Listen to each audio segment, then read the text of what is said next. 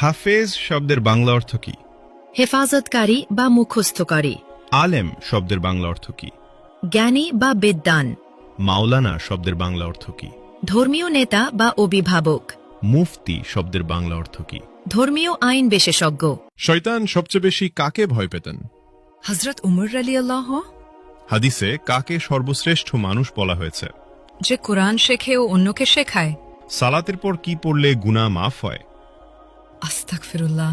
হযরত মুহাম্মদ সাল্লাল্লাহু আলাইহি ওয়াসাল্লামের সাথে সর্বপ্রথম কোন প্রাণী কথা বলেছিল? উট। নফল শব্দের অর্থ কি? ঐচ্ছিক ইবাদত। রাসূল শব্দের অর্থ কি? আল্লাহর প্রেরিত দূত। নবী শব্দের অর্থ কি? ওহীপ্রাপ্ত বার্তাবাহক।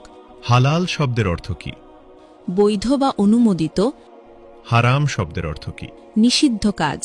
স্বামীর নাম ধরে ডাকলে অমঙ্গল হবে। ইসলামে কথাটি বিধান কি? ছোট শিরক। খাবার খাওয়ার সময় সালাম দেওয়ার বিধান কি? জায়েজ। স্বামীর পায়ের নিচে স্ত্রীর বেহেশত, এটি কোন ধরনের হাদিস? জাল হাদিস। ইসলামে বিয়েতে উকিল বাপ রাখার বিধান কি? হারাম। হজরত শব্দের অর্থ কি? মহামান্য, সম্মানিত। মোহাম্মদ শব্দের অর্থ কি? প্রশংসনীয়। কিয়ামত শব্দের অর্থ কি? মহাবিচারের দিন। জন্ম শব্দের অর্থ কি? আগমন। মৃত্যু শব্দের অর্থ কি? সমাধি। জিন কিসের তৈরি?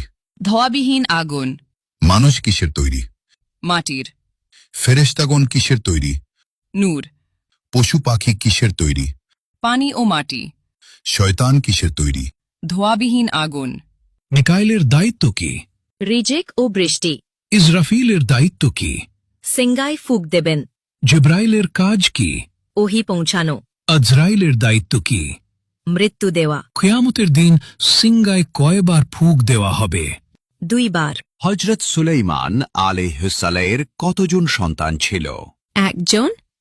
হজরত দাউদ আলাইহিসসালামের কতজন সন্তান ছিল? 19 জন। হজরত মুহাম্মদ সাল্লাল্লাহু আলাইহি সাল্লাম এর কতজন সন্তান ছিল? 7 জন। 3 পুত্র 4 কন্যা। কোন নবী এখনো জীবিত আছেন? হযরত ঈসা আলাইহি ওয়াসাল্লাম। হযরত মুহাম্মদ সাল্লাল্লাহু আলাইহি ওয়াসাল্লামের নিজ হাতে তৈরি মসজিদ কোনটি? মসজিদুল কুবা। কোন নবী সবচেয়ে বেশি দিন জীবিত ছিলেন? হযরত আদম আলাইহি ওয়াসাল্লাম। পবিত্র কুরআনের প্রথম শব্দ কোনটি? ইকরা।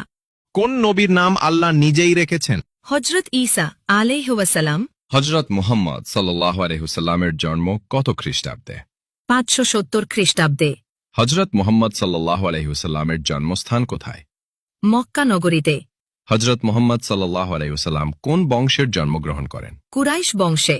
হজরত মুহাম্মদ সাল্লাল্লাহু আলাইহি ওয়াসাল্লামের মৃত্যু হয় কত খ্রিস্টাব্দে? 632 খ্রিস্টাব্দে।